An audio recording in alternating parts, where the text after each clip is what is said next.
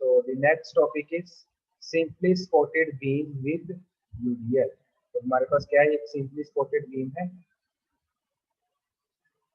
ठीक है, simply what is simply spotted beam?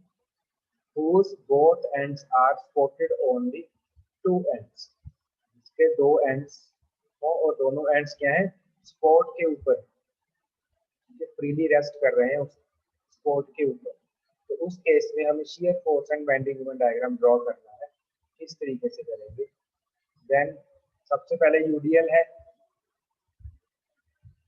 UDL uniformly distributed load. अगर मुझे यूडीएल की वैल्यू निकालनी है पूरे बीम के ऊपर, तो हमने लास्ट क्लास में डिस्कस किया था कि this it can be calculated by the area of rectangle. This side is L length and this is W. Area कैसे निकलेगा इसका? L into W, because area of rectangle is length into breadth. Length is L, breadth is W. So this is a this area represents the shear force on the simply spotted beam। simply spotted beam के ऊपर कितनी shear force है, ठीक है, वो हमें calculate करना है। तो सबसे पहले वही कंसेप्ट लेना है। सबसे पहले हमें रिएक्शंस निकालनी है। रिएक्शन निकालने का फॉर्मूला क्या है? आपके पास पॉइंट ए है, पॉइंट बी, ठीक है। चाहे ए पॉइंट के ऊपर रिएक्शन निकालो, चाहे बी के ऊपर निकालो। तो अगर आप ए के ऊपर कैलकुलेट कर रहे हो तो आर ए को छोड़ के कितने लोड लग रहे हैं? एक आर बी एंड एक डब्ल्यू यूडीएल। अगर पॉइंट ए के ऊपर आपको रिएक्शन निकालनी है एट ए, तो किस तरीके से निकलेगी? आर बी इंटू एल, और जो ये लोड है, लोड की वैल्यू कितनी है? L into W into L by to. Because हमने डिस्कस किया था कि जो लोड होता है यूडीएल वो सेंटर पे एक्ट करता है। सेंटर से ये तक डिस्टेंस कितना है? L by two. एल से एल कैंसिल, तो क्या बचा? R B is equal to W L by two. अगर आर बी हमारा डब्ल्यू एल बाई टू है तो R A plus R B equal to W into L. Total load कितना है बीम के ऊपर? W into L. तो यहाँ से आर बी की वैल्यू कितनी आएगी? सॉरी, आर ए की वैल्यू आएगी डब्ल्यू एल बाई टू। दोनों के केस में क्या है हमारे पास? W L by two. तो जो रिएक्शंस की वैल्यू है that means R A and R B की वैल्यू कितनी है? W L by. ठीक है, अब शियर फोर्स निकालनी है यहाँ पे एक्स सेक्शन पे। पहले हम ए और सी के बीच में लेंगे, ठीक है, फिर सी और बी के बीच में लेंगे। सबसे पहले यहाँ पे लिया तो इसकी लेफ्ट साइड में देखो, शियर फोर्स के लिए लेफ्ट साइड देखेंगे तो कौन सी फोर्स लग रही है? ओनली आर ए, ठीक है, और पॉजिटिव। तो ए पे निकालना है हमें एट पॉइंट ए, एक्स कितना है? जीरो। एक्स जीरो है तो shear force at A is W L by two, that is reaction R B. और अगर मुझे बी पॉइंट पे निकालना है at point B, then X is equal to L and shear force is R A, that is W L by two. हमारे पास दोनों case में क्या आ गया? ए पॉइंट के ऊपर भी डब्ल्यू एल बाई टू आया और बी पॉइंट के ऊपर भी W L by to negative आया। बी पॉइंट के ऊपर क्या आएगा? नेगेटिव आएगा, ठीक है। देन हमारे पास क्या है? इन दोनों लाइन को आपस में मैच कर देंगे। This is a shear force diagram for the simply spotted beam with UDL. Next हमें ड्रॉ करना है बेंडिंग मोमेंट डायग्राम। तो वो किस तरीके से ड्रॉ करेंगे? सीधी यही कंसेप्ट से ड्रॉ करेंगे, ठीक है।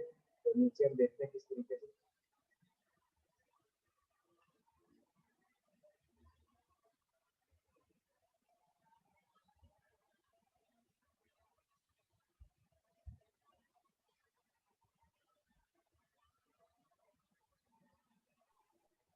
बेंडिंग मोमेंट किस तरीके से निकालना है। देखो हमारे पास जो बीम है दैट इज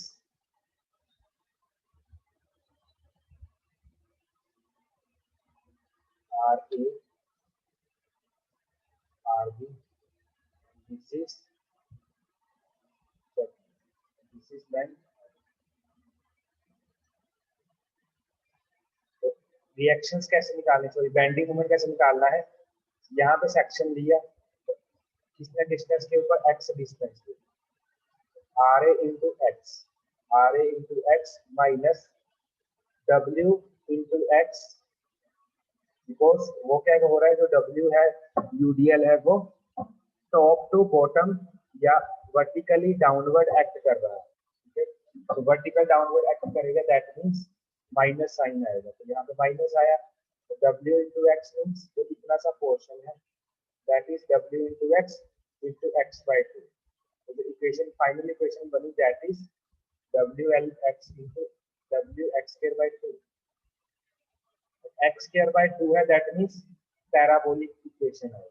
कौन सी इक्वेशन है ये, पैराबोलिक। तो जो ए और बी को आपस में मिलाना है वो पैराबोलिकली मिलाना है। ठीक है, तो अभी पॉइंट ए के ऊपर निकालते हैं, देन पॉइंट बी के ऊपर निकालते हैं।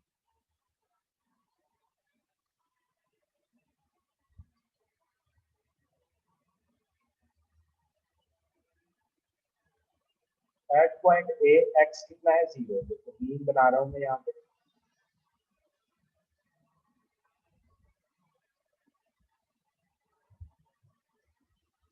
ए पॉइंट एक्स हमने यहाँ से शुरू किया और एक्स बीम के ऊपर कितना है, एल। तो at X is equal to 0, bending moment क्या हो जाएगा, W L by two, X कितना है 0, एक्स की जगह 0 पुट किया तो फाइनल आंसर कितना आ गया 0।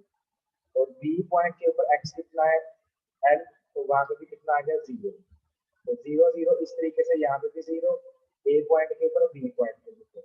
बट जो डायग्राम दिख रहा है वो इस तरीके से दिख रहा है। सी पॉइंट है कोई बीच में, वो कहाँ पे आया, वो कैसा पॉइंट आया वो मैं आपको बताता हूँ किस तरीके से।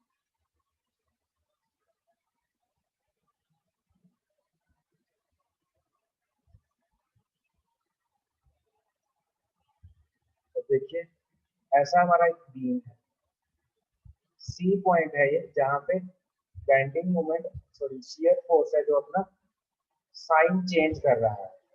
मींस यहाँ पे पॉजिटिव है और यहाँ पे negative, positive to negative change हो रहा है। तो अगर ऐसा कोई पॉइंट है जहाँ पे शियर फोर्स अपना साइन चेंज करे, उस पॉइंट को हम बोलते हैं point of contraflexure. At the point of contraflexion, the bending moment, the maximum bending moment will exist। तो वहां पे क्या है, maximum bending moment मिलेगा। तो हमें पता है कि point C is the point of contraflexure, तो इस पॉइंट के ऊपर हमें मैक्सिमम बेंडिंग मोमेंट मिलेगा। इसकी वैल्यू कैसे निकालनी है, सी पॉइंट के ऊपर डिस्टेंस कितना है, एल बाई टू। तो हमें एल बाई टू की वैल्यू पुट करनी है।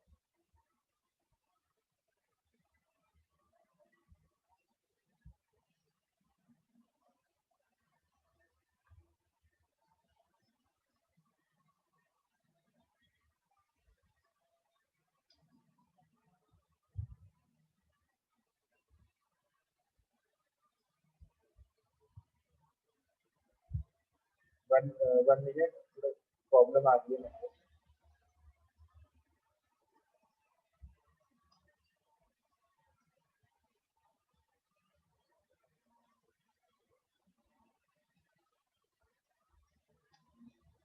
यस, तो इस इक्वेशन में हमें एल बाई टू कहाँ पे फिल करना है, जहाँ पे हमारा मैक्सिमम बेंडिंग मोमेंट है, इस वाली इक्वेशन में। क्योंकि बेंडिंग इक्वेशन की ये इक्वेशन है, एक्स अगर हम एल बाई टू पुट करेंगे तो यहाँ पे कितना आ जाएगा, W L by two, x की जगह कितना आएगा, L by to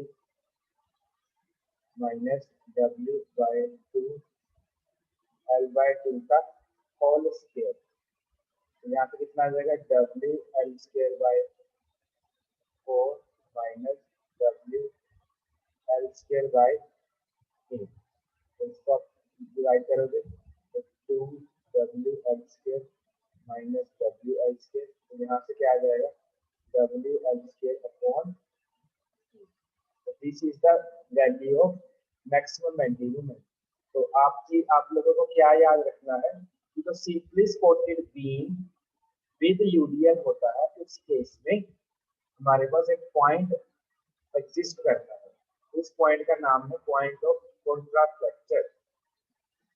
and at the वो पॉइंट होता किस तरीके से है, जिस पॉइंट के ऊपर शियर फोर्स साइन चेंज करे, पॉजिटिव टू नेगेटिव अपना साइन चेंज कर रहा है, that means this point is known as the point of contra fracture. At the point of contra fracture the bending moment is maximum. Bending moment क्या होगा उस point के ऊपर maximum होगा। तो मैक्सिमम की वैल्यू हमने निकाली WL²।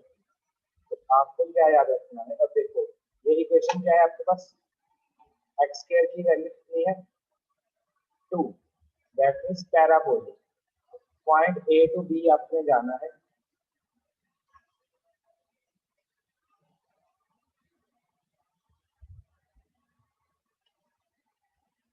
आपने यहाँ A टू B मूव करना है, तो आपके पास क्या होगी WL² बाई 8। तो जो ये लाइन है ये क्या है आपकी पैराबोलिक लाइन।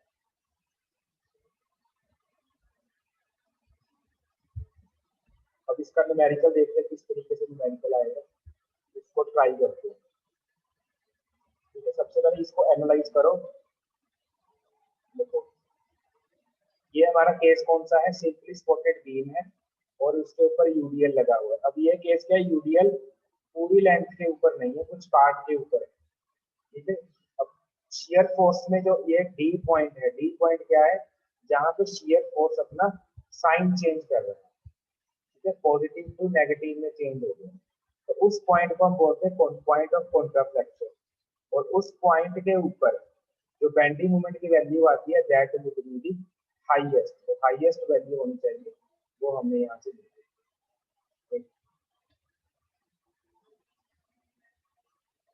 तो सबसे पहले हमें क्या करना है, देखो इस क्वेश्चन में रिएक्शंस निकालनी है। रिएक्शन कैसे निकालनी है, रिएक्शन निकल जाएगी, फिर यहाँ पे सेक्शन लेना है, एक्स सेक्शन। ठीक है, देन उसके बाद यहाँ पे सेक्शन लेना है, तो shear force and bending moment की वैल्यू निकालनी है। दोनों को क्लब करेंगे तो ये डायग्राम बनेगा। ठीक है, तो वन बाय वन डिस्कस करते हैं किस तरीके से। सबसे पहले रिएक्शंस कैसे निकालनी है। सबसे पहले देखो मूवमेंट जो ले रहे हैं हम पॉइंट ए के ऊपर ले रहे हैं। अगर पॉइंट ए के ऊपर ले रहे हो देन जो आर ए है वो आपको कंसीडर नहीं करना। आर ए को छोड़ के कितने लोड लग रहे हैं, R B and 10 kilo newton. ठीक है, तो आर बी का डिस्टेंस देखना है हमें ए पॉइंट तक। तो ये आर बी का डिस्टेंस है, ये हमें देखना है ए पॉइंट तक, दैट इज 9 मीटर। तो आर बी इंटू 9 अब इस डायरेक्शन में है, दैट मीन्स एंटी क्लॉकवाइज है। और जो ये 10 किलो न्यूटन है, सबसे पहले 10 किलो न्यूटन जो ये इतना सा पार्ट है इसकी वैल्यू निकालनी है, that is 10 into 6। 10 into 6 into ये सेंटर में एक्ट करेगा, यूडीएल है, और ये वाला डिस्टेंस कैलकुलेट करेगा 6/2। यहाँ पे क्या आ जाएगा, साथ में 6/2 दैट इज 180। आपको यहाँ से आर बी की वैल्यू कितनी आई 20 किलो न्यूटन, आर ए की वैल्यू कितनी आई 40 किलो न्यूटन। तो अब रिएक्शंस निकल गई, तो हमें अभी निकालना है shear force and bending moment diagram.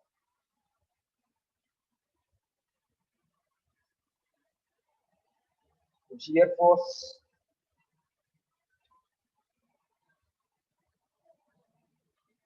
And bending moment diagram की वैल्यूज निकालनी है किस तरीके से।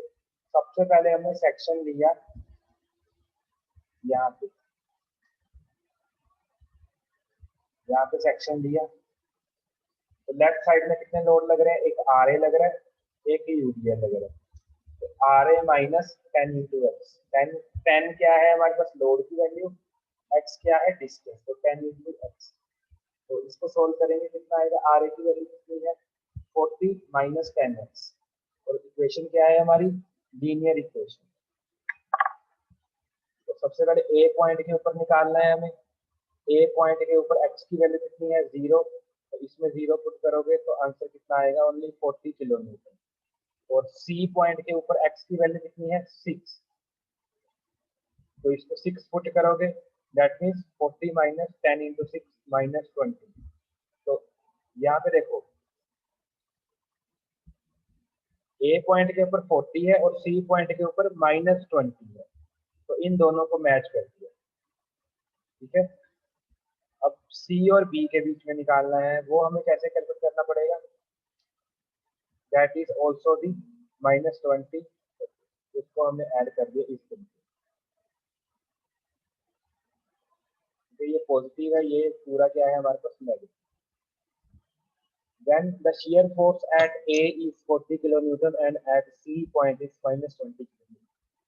Also, shear force between point A and C varies by a straight line. This means that somewhere between A and C, the shear force is 0. Let the shear force is 0 at x meter from the A. Then substituting the value of shear force equal to 0, तो हमारे पास x कितना निकल के आया 4 metre. तो यहाँ पे x हमने निकाला कि 4 मीटर वैल्यू निकल गई। यहाँ से अगर हम 4 मीटर यहाँ से शुरू करें 4 मीटर इस तरफ, तो हमारे पास ऐसा पॉइंट आएगा जहाँ पे shear force की वैल्यू कितनी है 0। ठीक है, तो वो वैल्यू क्या है 0, तो हमने निकाल लिया कि पॉइंट ऑफ कॉन्ट्राफ्लेक्शन क्या है, that is the point where shear force changes its sign with respect to the bending moment. then हमें bending moment की वैल्यूज निकालनी है, वो कैसे निकलेगी, यहाँ पे सेक्शन लिया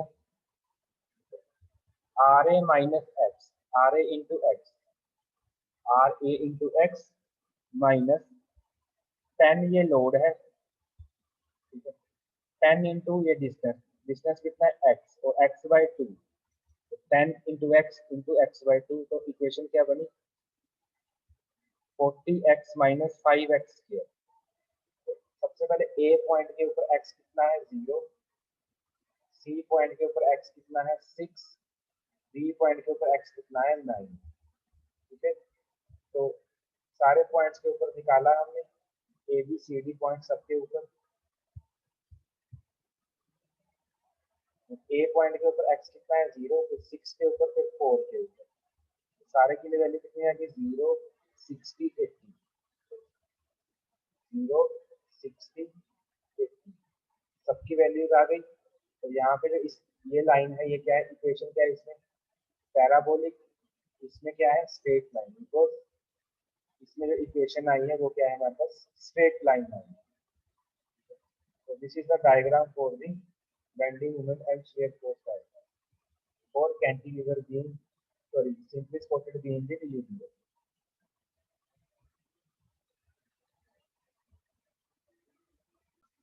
The point of contraflexion is that point at which shear force changes its sign. जहाँ पे shear force अपना साइन चेंज कर रहा है, that point is also known as the point of contraflexion। तो ये एग्जाम में क्वेश्चन बहुत बार आता है 2 मार्क्स में, तो define the point of contraflexion और उसको डायग्राम के ऊपर बना के दिखाओ। तो डायग्राम के ऊपर क्या बनाओगे, ऐसा पॉइंट जिसके ऊपर shear force अपना साइन चेंज कर रही है। तो हमें यहाँ से एक इंडिकेशन ये मिलेगा कि उस पॉइंट के ऊपर shear force 0 है, 0 है तो बेंडिंग मोमेंट क्या होगा मैक्सिमम होगा, वो हमने यहाँ से करते हैं। ठीक है, तो आपको ये चीज याद रखनी है इसमें कि shear force अगर 0 है तो बेंडिंग मोमेंट क्या होगा मैक्सिमम होगा।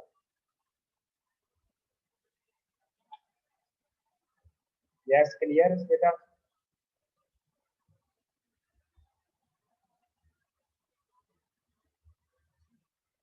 तो नेक्स्ट क्वेश्चन में भी देख लेते हैं।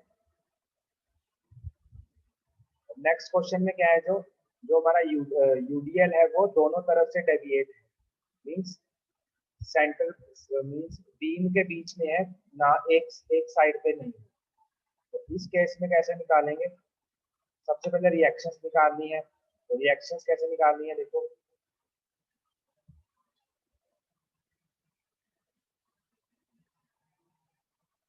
आरबी इंटू 8, आरबी का जो है वो कितना है डिस्टेंस है 8 डिस्टेंस, तो RB into 8 equal to 10 into 4।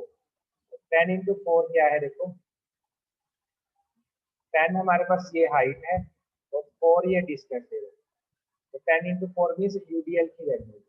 अब ये यहाँ से एक्ट करेगी इतने डिस्टेंस के, ठीक है। ये कैसे कैलकुलेट करना है? अब 4 का हाफ करोगे 2, 2 प्लस 1 दैट इज 3। यहाँ पे क्या है देखो, 4/2 प्लस 1 दैट इज 3, तो आंसर कितना आ जाएगा 120। तो अगर आर ए आ गया आपके पास, तो आर बी की वैल्यू कितनी आएगी 120/8 दैट इज 15। तो आर ए आर बी की वैल्यू हमारे पास निकल आई। उसके बाद हमारे पास शियर फोर्स कैसे निकाला, F X is equal to 25। 25 क्या है हमारे पास, R A minus 10 into X minus 1 that is 10 क्या है यूडीएल, एक्स माइनस 1 कैसे आया, यहाँ पे आपने सेक्शन लिया एक्स डिस्टेंस के, ठीक है। तो ये डिस्टेंस कितना है एक्स माइनस 1, तो आपके पास क्या आ गया x minus 1, 10 into X minus 1।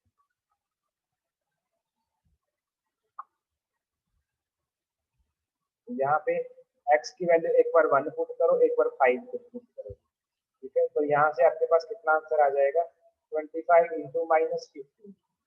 तो 25 इंटू माइनस 15 किया, तो ध्यान से देखो इस डायग्राम में 25 से 15 की तरफ गए तो यहाँ पे 0 हो गया, 0 that means this point is known as the point of contraflexure. और उस पॉइंट के ऊपर बेंडिंग मोमेंट की वैल्यू निकालनी है, वो क्या आएगी मैक्सिमम आएगी, ठीक है। तो पहले सबसे पहले ये डिस्टेंस कैलकुलेट करना पड़ेगा, कितना डिस्टेंस,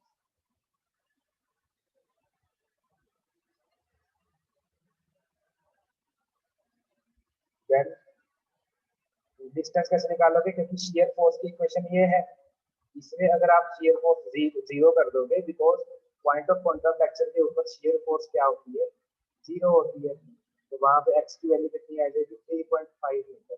तो x डिस्टेंस से आप 3.5 मीटर अवे चलोगे, that means point of contraflexure आपको मिलेगा। तो अगर आप इसको ड्रॉ करोगे तो ड्रॉ करके कैसे आएगा देखो, straight line and पैराबोल, straight line and पैराबोल। So these are the natures of the bending equation. तो bending equation की जो इक्वेशन निकल के आई that is R A into X. अगर आपने यहाँ पे सेक्शन लिया है तो आर ए इंटू एक्स, ठीक है, 10 into X minus 1, 10 into X minus 1 into X minus 1 का हाफ, इस एक्स माइनस 1 का ये वाला डिस्टेंस एक्स माइनस 1 का half that is 25 into 5 minus X minus 1 whole square. एक बार आपने x के लिए 1 के लिए वैल्यू पुट की, 5 के लिए पुट की, 3.5 के लिए, तो तीनों के लिए आपका आंसर आ गया दैट इज 25, 45, 56। तो मैक्सिमम कितनी निकल गई 56। तो हमारे पास पता है कि this point is known as the point of contraflexure and at the point of contraflexure maximum bending moment exist. so maximum bending moment is 56.25 kilo newton पर kilo newton metre. so this is the example for simply spotted beam with UDL। तो जो next question है उसमें वो कल discuss करेंगे। Next question में क्या है, 2 UDL लगे हुए, ठीक है। तो नेक्स्ट क्वेश्चन है that is with UDL plus point load. तो ये क्वेश्चन भी इंपॉर्टेंट है, ठीक है। तो हमारे सिलेबस में सिर्फ यूडीएल तक ही है, सिंपली स्पॉटेड प्लस यूडीएल, तो हमें सिर्फ यहीं तक डिस्कस करना है, बाकी नेक्स्ट क्लास में। Thank you.